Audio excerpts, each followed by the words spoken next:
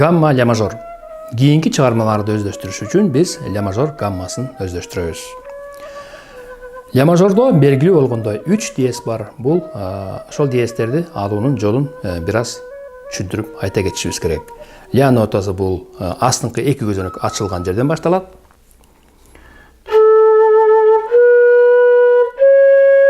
Үчүнчү нота бул до диез. До диезди алыш үчүн биз оң колдун сөөмөй менен сол колдун чыпадагын бир убакта ачабыз.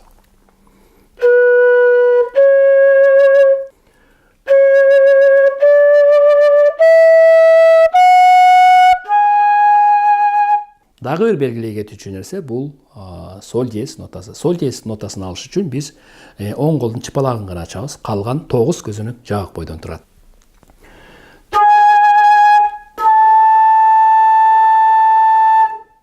Ля мажор гаммасын ойноодо эң жогорку ноталар соль диез менен ля, үчүнчү октаванын соль диез менен лясы өзгөчө алынат.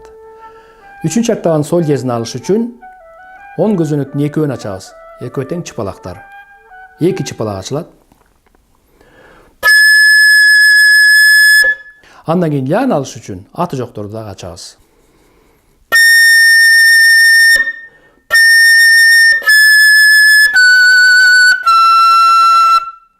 Азыр эми гамманы толугу менен ойноп көрөйүн.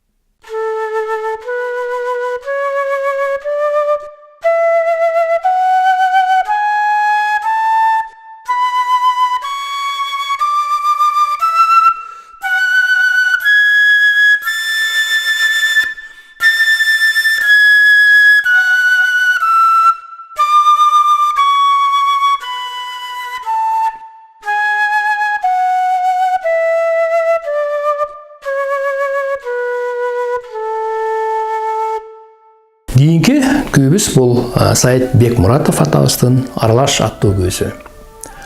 Аралаш бул жаркын маанайдагы тамашалуу күү. Күү анча татаал эмес, бирок ошол эле убакта биз жогорку ноталарды, бийик ноталарды таза алууга абдан жакшылап аракет кылышыбыз керек.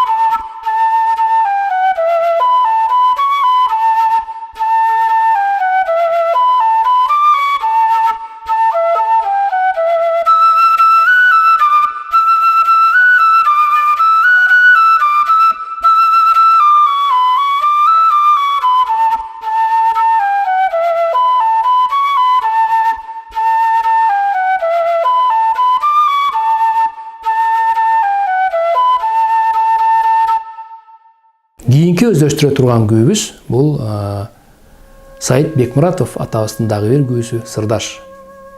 Сырдаш күүсү өзүнүн мазмунунун тереңдиги жана ыргагынын татаалдыгы менен айырмаланат. Ошондуктан биз ыргакка жана анын маани мазмунуна терең көңүл бөлүү менен техникалык кыйынчылыктардын бардыгын жеңип, жогорку деңгээлде ойноого жетишишибиз керек.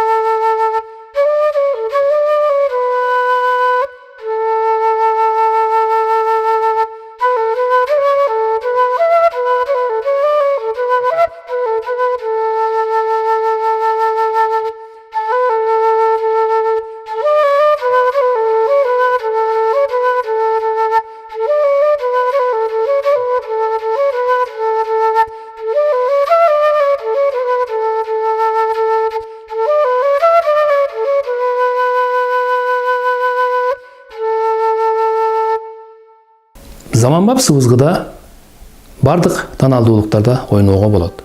Бирок биз ар бир таналдуулуктун гаммасын өзүнчө ойноп өздөштүрбөстөн, хроматикалык гамманы өздөштүрүү менен бардык таналдуулуктарды ойноого жетише алабыз. Ошондуктан биз таблицаны аябай жакшылап көңүл коюп өздөштүрүп, анын ар бир нотасы кандай жайгашкандыгын эсибизге түйүп кала алабыз. Бул силерге өз алдынча иштөө үчүн тапшырма. Силер таблица аппликатуранын негизинде ар бир нотаны ойноп өздөштүрүшүңөр керек. Ошондо силер ар бир нотанын каерде жайгашкандыгын жакшылап эсиңерге сактап калуу мүмкүнчүлүгүнө жетишесиңер.